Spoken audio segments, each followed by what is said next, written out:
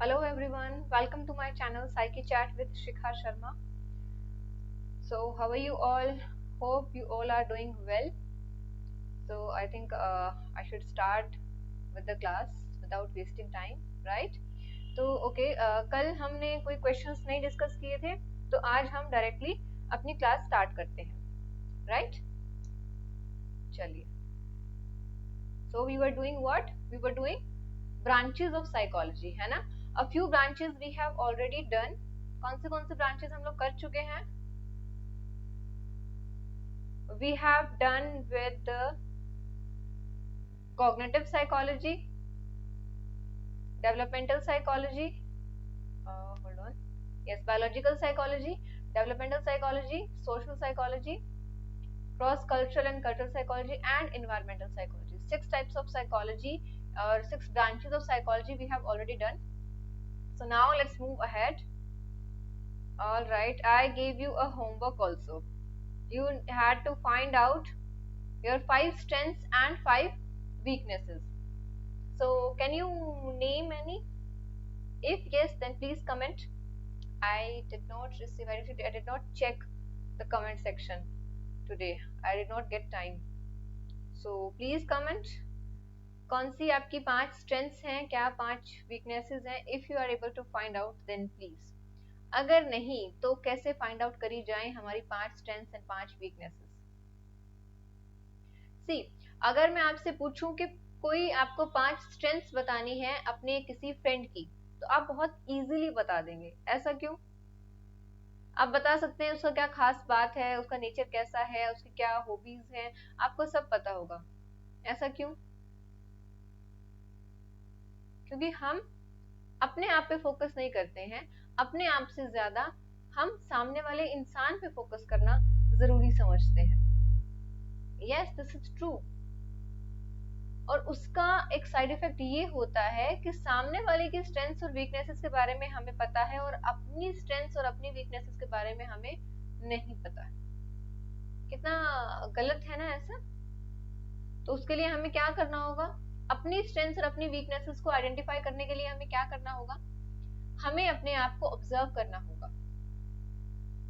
For 24/7 हमें अपने आप को ऑब्जर्व करना होगा कि ऐसी कौन सी चीजें हैं, कौन सी ऐसी एक्टिविटीज हैं जिसमें हमें बहुत खुशी मिलती है, जिनको करके हम बहुत सेटिस्फाइड, बहुत हैप्पी फील करते हैं, और ऐसी कौन सी चीजें हैं जिनको करने में हमें बिल्कुल मजा नहीं आता. वी फील लाइक अरे यार ऐसा क्यों, मतलब क्यों करना है, सब छोड़ देना. तो आपको दो तरीके की जो चीजें हैं, दो तरीके की जो इम्पोर्टेंट फैक्टर्स हैं, उसके ऊपर आपको सोचना है, राइट? तो आप पूरा टाइम सुबह से लेके रात तक आप सोचिए कि आपको क्या, मतलब आपको अच्छा लगता है और क्या आपको बुरा लगता है. जैसे फॉर एग्जाम्पल, अब वो भी कैसे पता लगेगा? अच्छा और बुरे का भी क्या पहचान है? कभी कभी ऐसा होता है कि we are just like neutral. कभी कभी ऐसा होता है कि हमारा मूड बहुत अच्छा है, इसीलिए हमें पर्टिकुलर टास्क को करने में मजा आ रहा है. कभी कभी ऐसा होता है कि हमारा मूड बहुत अपसेट है और हमें अपना फेवरेट टास्क भी अच्छा नहीं लग रहा. दिस ऑल्सो हैपेंस, है ना? तो वहां पे हमें क्या करना चाहिए, या हमें किस चीज पे फोकस करना चाहिए? सी, आप 1 वीक या मे बी 2 वीक्स के लिए सुबह से उठ के, जब आप सुबह उठते हैं सबसे पहले क्या करते हैं? फेस वॉश करते हैं, ब्रश करते हैं, फ्रेशन अप होते हैं, है ना? उस वक्त how are you feeling? Are you feeling lazy and sleepy, और what your body is saying? Is it like ready to go for work today, और आपको लगता है कि नहीं यार अभी तो और सोना है? अगर आपको लगता है कि अभी और सोना है, इसका मतलब आपकी बॉडी की जो थकान है, टायर्डनेस है, वो अभी पूरे तरीके से खत्म नहीं हुई है. तो आपको in that case you should check your sleeping pattern. किस टाइम आप सो रहे हैं, किस टाइम आप जाग रहे हैं, कितने घंटे की आप नींद ले पा रहे हैं. आपको उस चीज पे फोकस करना चाहिए. और अगर आप प्रॉपर स्लीप ले रहे हैं, अगर आप 8 घंटे के, 7 से 8 घंटे की स्लीप ले रहे हैं और उसके बावजूद भी आपको इस तरह की फीलिंग आ रही है, then you have to check for your health. कहीं ब्लड की आयरन की कमी तो नहीं है, या फिर कुछ और ऐसी चीजें तो नहीं जिसकी वजह से आपको लेजी फील हो रहा है एवरी टाइम. तो I think you should go for blood test और full body checkup in that case. इसके अलावा जैसे हम नेक्स्ट करते हैं, are we ready to go for the job और फॉर द वर्क और फॉर स्कूल टुडे? क्या हम रेडी हैं स्कूल जाने के लिए? सी, अगर कोई टेस्ट है या कुछ ऐसा है कि अरे आज डांट पड़ने वाली है स्कूल में, तब आपको लगता है कि नहीं जाना चाहिए, वो एक अलग केस है। That is particular aspect is situation based. वो एक सिचुएशन ऐसे है कि आप नहीं जाना चाहते हैं, but otherwise you do enjoy your school time. लेकिन अगर ऐसा है कि आपको हर रोज ऐसा लगता है कि यार स्कूल क्यों जाना है, तो check out, is there something wrong with you और wrong something wrong happening in the school? तो प्लीज चेक करें, और आपके आसपास जो भी हेल्प करने के लिए अवेलेबल हो, may be your parents, your Elder sibling, your cousins, your friends, या आपके नेबर में कोई हो, तो आप चेक करें और उनसे बात करें, ठीक है? और अगर नहीं मिल रहा है तो yes, you can call on Manodarpan also. NCERT की जो एक साइट है मनोदर्पण, वहाँ पे आपको फ्री ऑफ कॉस्ट मतलब हेल्प मिलती है काउंसलर्स की। Over there also you can contact. इसके अलावा आप क्या कर सकते हैं?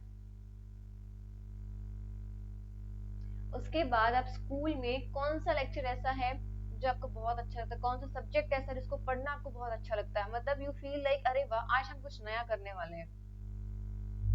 तो ऐसा कौन सा लेक्चर है जो आपको लगता है कि इट फ्लाइज, आपको पता ही नहीं लगता कब लेक्चर आया कब खत्म हो गया, you enjoyed that much in that particular subject, तो चेक आउट फॉर दैट। और ऐसे कौन से सब्जेक्ट है जो आपको बिल्कुल भी पसंद नहीं है, कौन आपको बहुत अच्छा लगता है, उसके अंदर कौन सी कैरेक्टरिस्टिक्स आपको अच्छी लगती हैं, मे बी योर फ्रेंड और मे बी सम टीचर, तो आपको उनमें कौन सी ऐसी बातें हैं, कौन सी ऐसी कैरेक्टरिस्टिक्स हैं जो आपको अच्छी लगती हैं, नोट डाउन दैट। तो ऑब्जर्व करने का मतलब है कि आपको एक एक छोटी से छोटी चीज, अपनी छोटी से छोटी जो आप कर रहे हो एक्टिविटीज को आपको ऑब्जर्व करना है, उसको नोट डाउन करना है, और फिर देखना है कि आपके अंदर ऐसी कौन सी चीजें हैं जो सिमिलर है।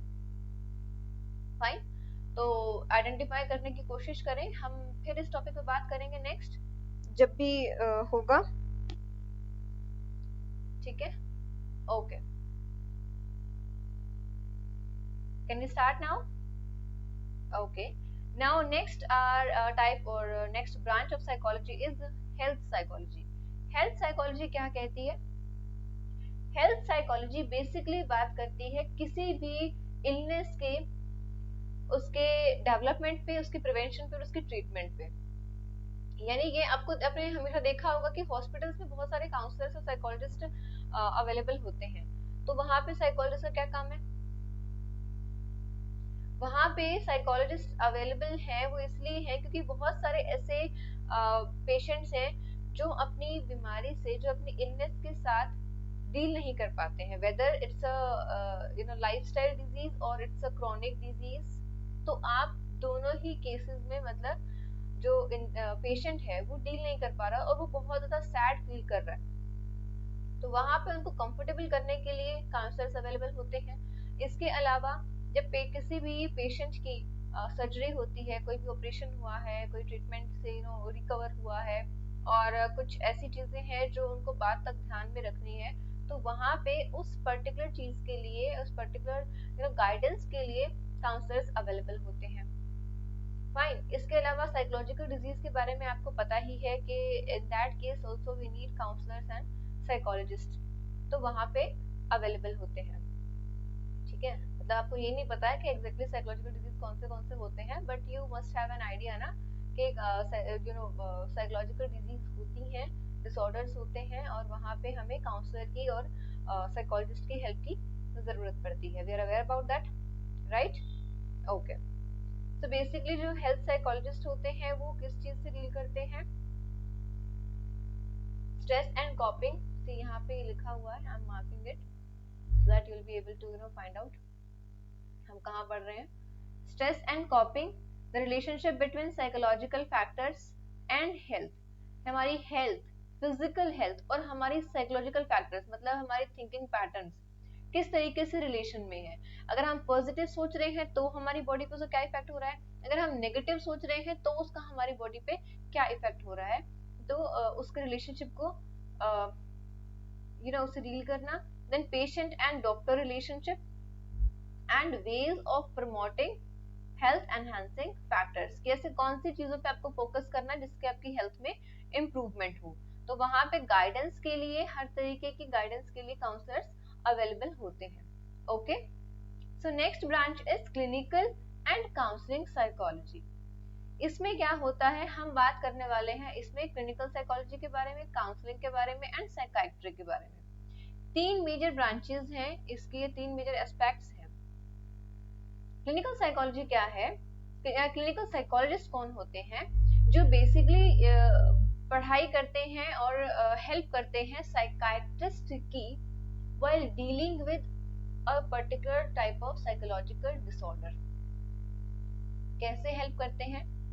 चलिए हम देखते हैं कि यहाँ पे तीन फील्ड के बारे में बात करें, psychiatry, clinical psychology and counselling. Psychiatry के बारे में नाम सुना है आपने? ये कौन से लोग हैं? जो डॉक्टर्स होते हैं जिन्होंने एमबीबीएस एमडी करी है न्यूरोसाइंस में, ठीक है। तो वो लोग सिर्फ किसके लिए मेनली डील करते हैं, किन चीजों से? जहाँ पे हमें मेडिकेशन की जरूरत पड़ती है, दवाइयों की जहाँ जरूरत पड़ती है, तो वहां पे हमें साइकाइट्रिस्ट के पास जाना चाहिए। तो कोई भी न्यूरोट्रांसमीटर में अगर इम्बैलेंस है या कोई और हार्मोनल इम्बैलेंस की वजह से साइकोलॉजिकल डिजीज हुआ है, तो वहां पे हमें साइकाइट्रिस्ट की हेल्प मिलती है। But the psychiatrist is not trained for therapies. Therapies के लिए कौन ट्रेंड है? Clinical psychologist. क्लिनिकल साइकोलॉजिस्ट भी साइकाइट्रिस्ट के साथ मिलकर काम करता है, और जहाँ पे जिस पेशेंट को थेरेपी की जरूरत होती है तो वहां पे वो उसको थेरेपी देता है, ठीक है। काउंसलर्स क्या होता है? काउंसलर एक सिंपल लैंग्वेज में बात करूं, एक सिंपली मास्टर्स की डिग्री होल्ड किए हुए हैं साइकोलॉजी में, उसके साथ में एक डिप्लोमा किया है इन गाइडेंस एंड काउंसलिंग, ठीक है। तो ये जो लोग हैं, ये जो हमारी एवरीडे लाइफ की फंक्शनिंग है उसमें जहाँ पे प्रॉब्लम आ रही है, like we are feeling less motivated, we are not able to score a good marks, or we are not able to deal with our routine life issues। बहुत जल्दी पैनिक हो जाते हैं, बहुत चिड़चिड़ापन है, एंजाइटी है, डर है। तो इस तरह की जो रूटीन लाइफ की चीजें हैं, जिससे जिन चीजों की वजह से हमारी रूटीन लाइफ बहुत स्मूथ नहीं चल पा रही है, तो वहां पे हमें काउंसलर की हेल्प लेनी चाहिए। Counsellor is trained for those things, those aspects of our daily life. Fine, समझ गए हैं?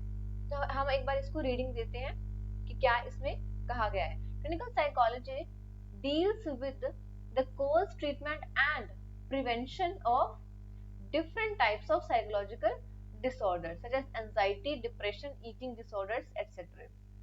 अच्छा, जिन चीजों में अभी हम बात कर रहे थे ना कि अगर ऐसे हेल्थ साइकोलॉजी में जिसके बारे में हम बात कर रहे थे, यहाँ पे ये जो गाइडेंस का काम है ये कौन करते हैं? ये गाइडेंस का काम करते हैं काउंसलर्स। ये क्लिनिकल साइकोलॉजिस्ट का काम नहीं है, ये काम काउंसलर का है। अब हॉस्पिटल सेटिंग्स के अकॉर्डिंग उनको उस तरीके से की ट्रेनिंग दी जाती है, ठीक है। ओके, क्लिनिकल साइकोलॉजिस्ट जो है वो स्पेसिफिकली साइकोलॉजिकल डिसऑर्डर से ही डील करते हैं। वो एक कोई इमरजेंसी केस हो सकता है जो क्लिनिकल साइकोलॉजिस्ट के पास रेफर कर दिया जाए। Fine, okay. A related area is counseling, which aims to improve everyday functioning by helping people to solve their problem in daily living and cope more effectively with challenging situations. Got it? So everyday functioning में यहाँ पे deal कर रहे हैं counselors. Okay. Psychiatrist is another area which is different from clinical psychology. Fine. Uh-oh. Pen is not working. Give me a second. All right. A clinical psychologist has a degree in psychology which includes intensive training in treating people with psychological disorders. ये कौन सी degree होती है? MPhil.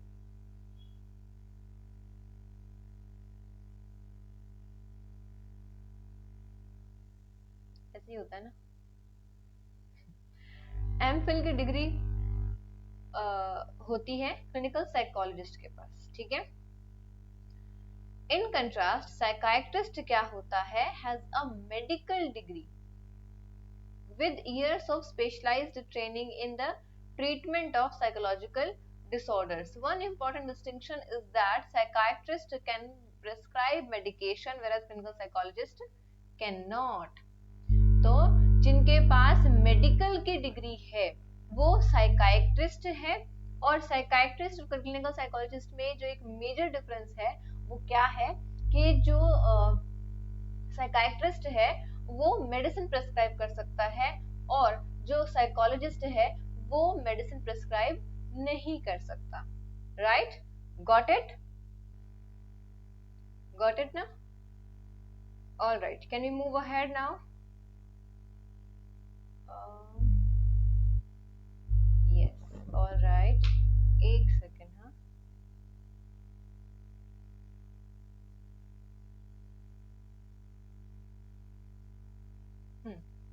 इसमें एक ये लाता है.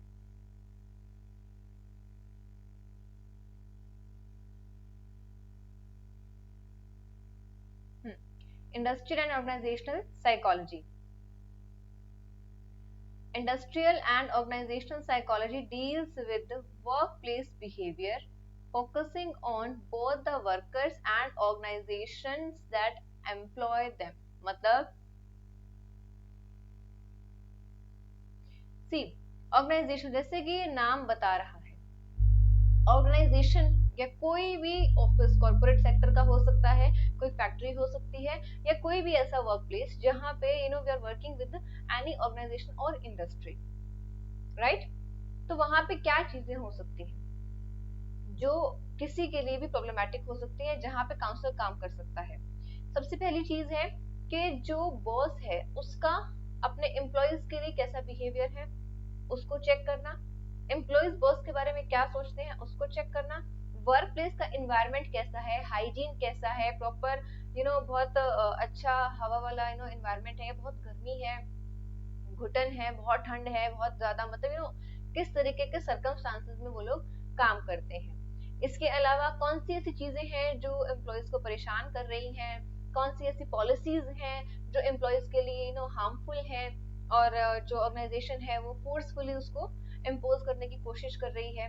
तो इस तरीके की जो चीजें हैं, इन सब इस तरह की जो सिचुएशंस हैं, इनसे डील करता है कौन? Organisational psychologist. फाइन. इसके लिए आपको क्या करना होता है, मास्टर्स में जब हम पढ़ाई कर रहे हैं तो उस वक्त हमारी स्पेशलाइजेशन होगी ओबी में, ऑर्गेनाइजेशनल बिहेवियर में. Fine. rest other things are same, like they are dealing with the situations but they are working in industrial areas. बाकी जो एक जो डीप वर्क है या जो एक हम काम बात करते हैं कि जो मेन जो टास्क है that is same, they are dealing with human behavior only, they are dealing with human behavior, they are dealing or maybe helping them to deal with their daily life settings. right?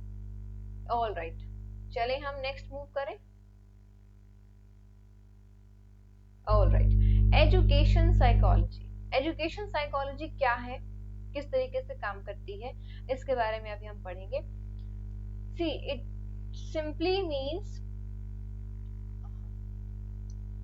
Education psychology जो है वो क्या study करती है, how people of all ages learn.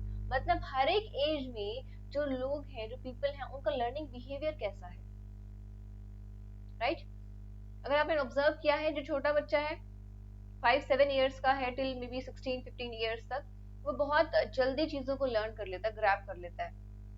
Gradually जैसे जैसे उसकी as बढ़ती है वैसे वैसे चीजों को लर्न करने में उसकी जो एबिलिटी है वो फॉल होती जाती है, कम होती जाती है. तो वो एज फैक्टर है. ठीक है? तो ये चीजें कौन डील करता है, कौन स्टडी करता है? Education psychologist.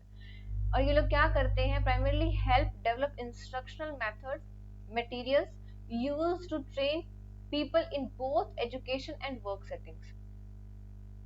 लोगों को ट्रेन करना, टीचर्स को ट्रेन करना, जो आपके स्कूल के जो प्रिंसिपल हैं, जो भी ऑर्गेनाइजेशन के हेड हैं, एमडी हैं, जो भी आप जिस भी तरीके से जिस भी सिस्टम में आपका स्कूल वर्क करता है, उनके हेड को ट्रेनिंग कौन देता है? Education psychologist. Fine. They are also concerned with research on issues of relevance for education, counseling, find learning problems. तो जो भी लर्निंग प्रॉब्लम्स फेस करी जा रही है डिफरेंट एजेस में स्टूडेंट्स के लिए भी, क्योंकि स्टूडेंट जो है वो किसी भी एज में हो सकता है. आज के टाइम पे कोई एज की बाउंड्री नहीं है पढ़ने के लिए, है ना?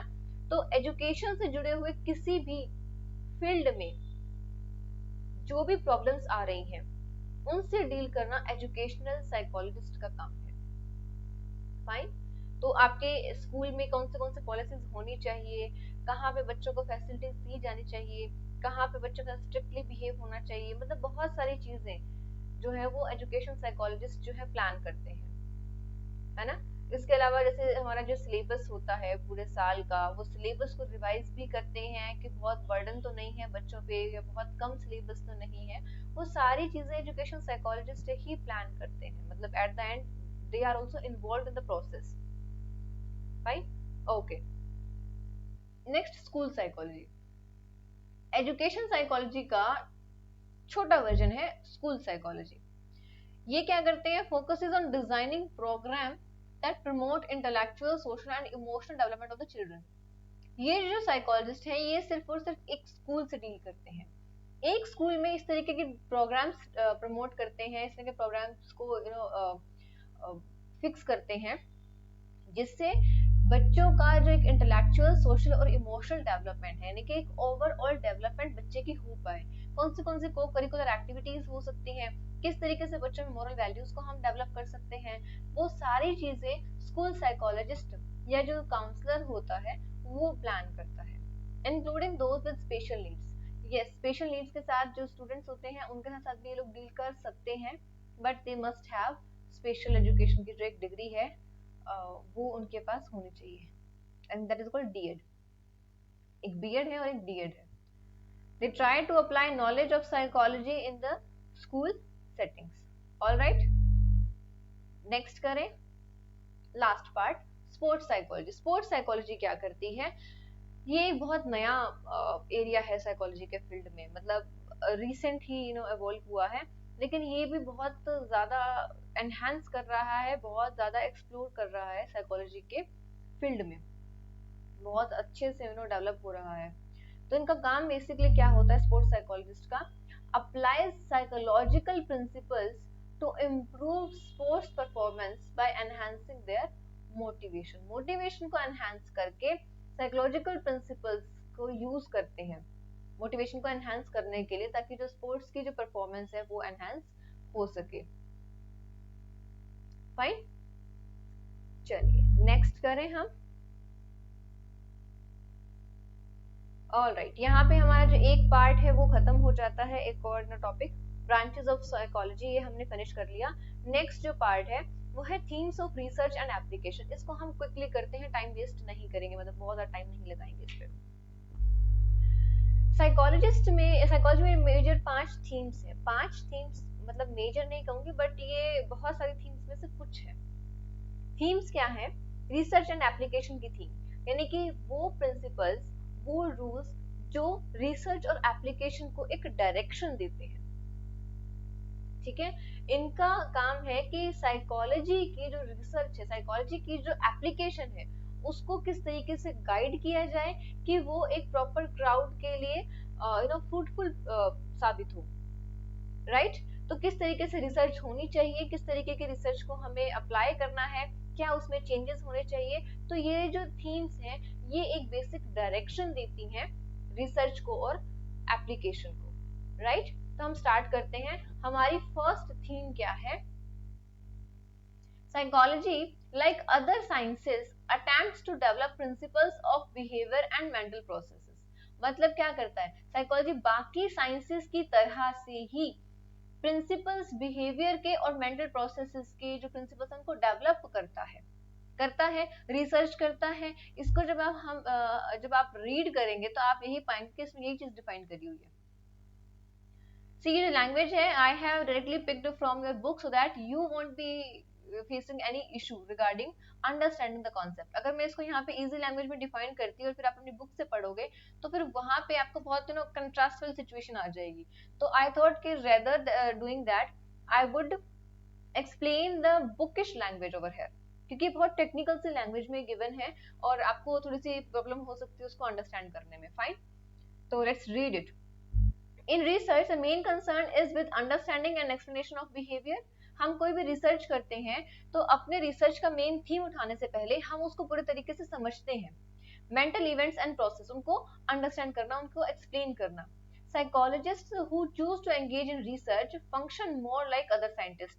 साइकोलॉजिस्ट और साइंटिस्ट दोनों में कोई डिफरेंस नहीं है, अगर वो लोग दोनों रिसर्च कर रहे हैं।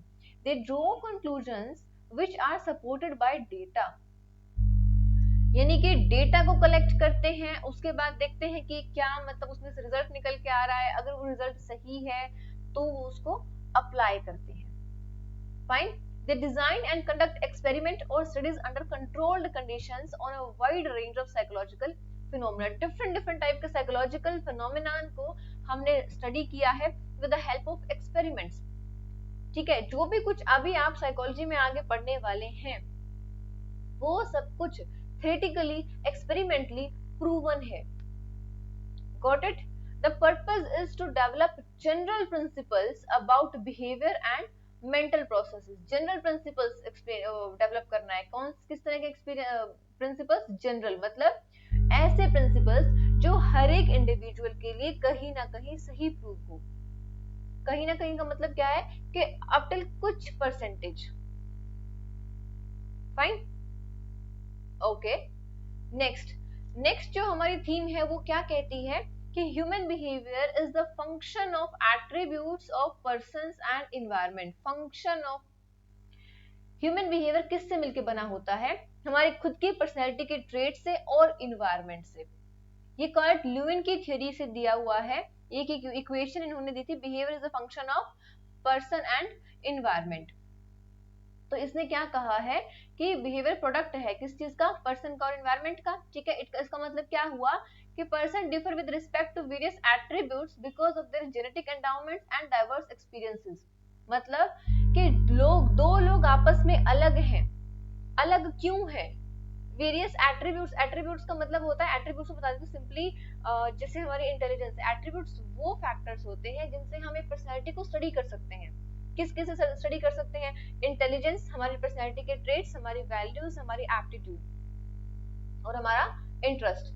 ये मेन 5 हमारे एट्रीब्यूट्स में आते हैं। ठीक है, तो हमारे एट्रीब्यूट्स डिफर होते हैं, अलग होते हैं। क्यों होते हैं? क्योंकि वो हमारी जेनेटिक एंडाउमेंट्स, हमारी जो हेरिडिटी से हमने गेन किया है, और जो डाइवर्स एक्सपीरियंसेस है, हमारा जो एनवायरनमेंट है, उसकी वजह से हमारी जो पर्सनैलिटी है और जो हर दो लोगों की पर्सनैलिटीज डिफरेंट होती है। We are not similar to each other. कुछ चीजें सिमिलर हो सकती है, सारी चीजें नहीं। यहाँ तक कि 2 बच्चे सेम पेरेंट्स से पैदा हुए हैं, सेम एनवायरनमेंट में रह रहे हैं, उनका भी जो बिहेवियर है, जो पर्सनैलिटी है, वो चीजें बिल्कुल डिफरेंट है। फाइन। ट्विंस में भी ये चीजें देखने को मिलती है until unless they are identical twins or non identical। तो जो नॉन आइडेंटिकल हैं वो जस्ट लाइक सिबलिंग्स हैं। नॉन आइडेंटिकल जो ट्विंस होते हैं उनमें भी सेम चीजें देखने को मिलती है। Even they used to have opposite behaviour.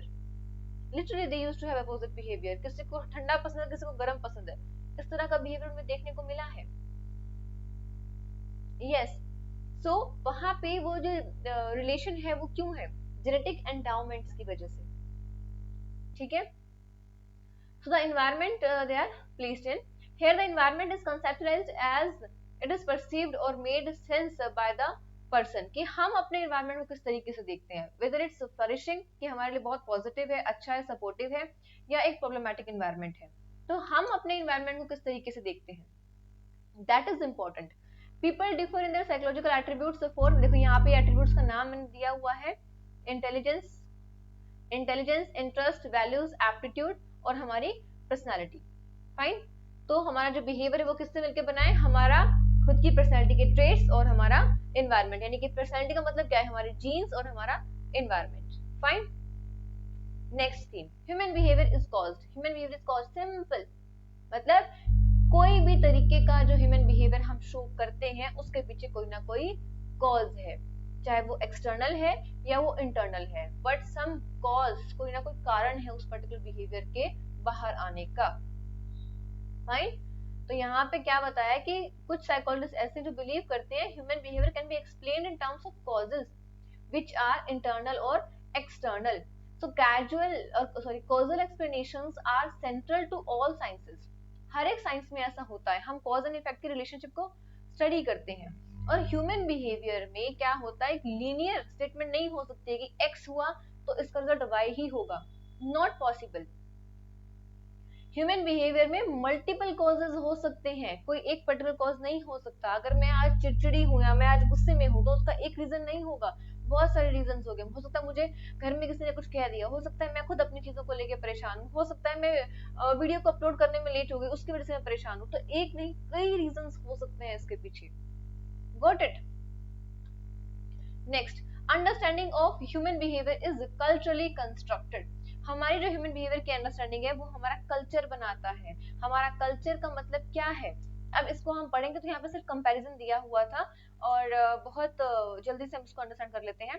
उसके बाद एक लास्ट थीम बची है, वो करने के बाद वी आर डन, उसके आगे मैं आपको नहीं कराऊंगी। वैसे एक पॉइंट और भी था, मैं एक साइड और कराना चाहती थी, बट वी विल सी। चलो, there are psychologists who believe that most psychological theories and models are Euro-American in nature, therefore do not help us in understanding behaviors in other cultural settings। मतलब कि ज्यादातर जो theories है वो America में, Europe के जो कंट्रीज हैं वहां पे एस्टेब्लिश करी गई है, वहां पे फाइंड आउट करी है। ठीक है, अब वहां का जो कल्चर है, वहां का जो पॉपुलेशन है बिल्कुल डिफरेंट है, इंडिया की पॉपुलेशन बिल्कुल डिफरेंट है, तो दोनों में कोई खास रिलेशन नहीं है। उसकी वजह से क्या होता है कि हम वहां के स्टडीज को यहाँ पे अप्लाई नहीं कर सकते। इसी तरीके से कई जगह पे इस चीज को क्रिटिसाइज किया गया है। एक क्रिटिसिज्म है कि फेमिनिस्ट की तरफ से है कि साइकोलॉजी जो है वो मोर ओवर मेल पर्सपेक्टिव को ऑफर करता है, या उसको स्टडी करता है, और जो फीमेल और वुमेन का जो पर्सपेक्टिव है उसको इग्नोर कर देता है। ये एक जो फेमिनिस्ट है उन्होंने कहा है। और यहाँ तक कि favour a dialectical approach which will accommodate both, जहाँ के ये कहते हैं कि डायलेक्टिकल अप्रोच होनी चाहिए, मतलब कि ऐसी अप्रोच होनी चाहिए जो दोनों दोनों को एक साथ लेके चल रही है।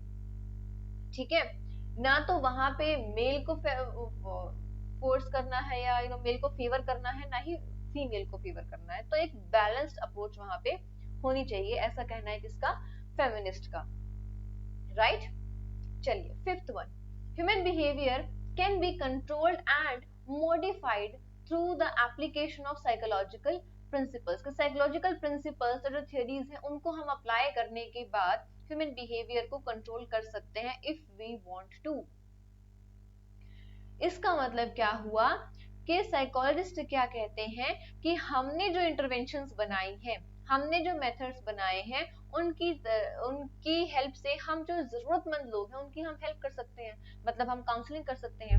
जो प्रिंसिपल्स, जो थ्योरीज हमने साइकोलॉजी में बनाई हैं, वी कैन अप्लाई, हम उनको अप्लाई कर सकते हैं दूसरे लोगों पे जिनको उनकी एक्चुअली जरूरत है, जिनको उनकी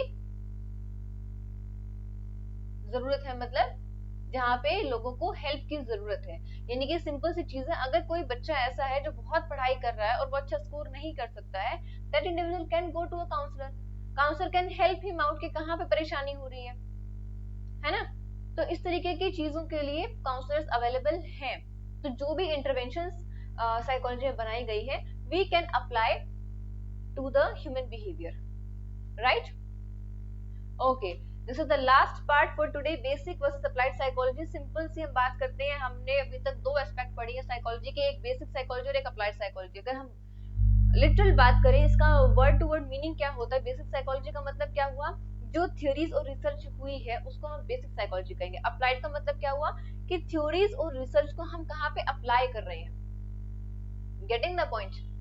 कि हमने एक थ्योरी बना दी है कि जो लोग हैं वो एक्सट्रोवर्ट और इंट्रोवर्ट होते हैं। दो तरीके के लोग हैं। एक्सट्रोवर्ट वो लोग हैं जिनमें सो एंड सो कैरेक्टरिस्टिक्स हैं, इंट्रोवर्ट वो लोग हैं जिनमें सो एंड सो कैरेक्टरिस्टिक्स हैं। अब क्या वो चीज हम अप्लाई कर सकते हैं हमारे डेली रूटीन में? किसी को देख के हम बोलते हैं ना ये तो बहुत एक्सट्रोवर्ट है, बहुत इंट्रोवर्ट है। What is that? We are using a particular theory given by psychology, practically हम अप्लाई कर रहे हैं उसको, और उसी के बेसिस पे अगर एक्सट्रोवर्ट इंसान बहुत एकदम से चुप हो जाए, सोचने वाली बात है, या इंट्रोवर्ट एकदम से बहुत बोलने लगे, सोचने वाली चीज है ना? तो we can apply for that. और बेसिक और अप्लाइड में समझ आ गया लिटरल मीनिंग क्या है। लेकिन एक्चुअली बेसिक और अप्लाइड साइकोलॉजी में आज के वक्त कोई खासा डिफरेंस नहीं रह गया है, मोर और लेस सेम है। कैसे सेम है? The first thing, basic psychology भी जो है इसमें रिसर्च यही पॉइंट बताया हुआ है कि बेसिक साइकोलॉजी जो है वो थ्योरीज और प्रिंसिपल्स हमें देता है और एप्लीकेशन के लिए, और अप्लाइड साइकोलॉजी उसको अप्लाई करता है। ठीक है, ये फर्स्ट पॉइंट हो गया। सेकेंड पॉइंट हमें क्या बोलता है, research is an integral part of even those fields of psychology जो कि मेनली कैरेक्टराइज्ड है और सबस्यूम्ड है under the category of application. मतलब रिसर्च वहां पे भी होती है जहां जो बेसिकली एप्लीकेशन का पार्ट है, यानी कि रिसर्च और एप्लीकेशन अलग है ही नहीं, एप्लीकेशन के अंडर आने वाली जो सब्जेक्ट कैटेगरीज हैं उनमें भी हम रिसर्च करते हैं, राइट।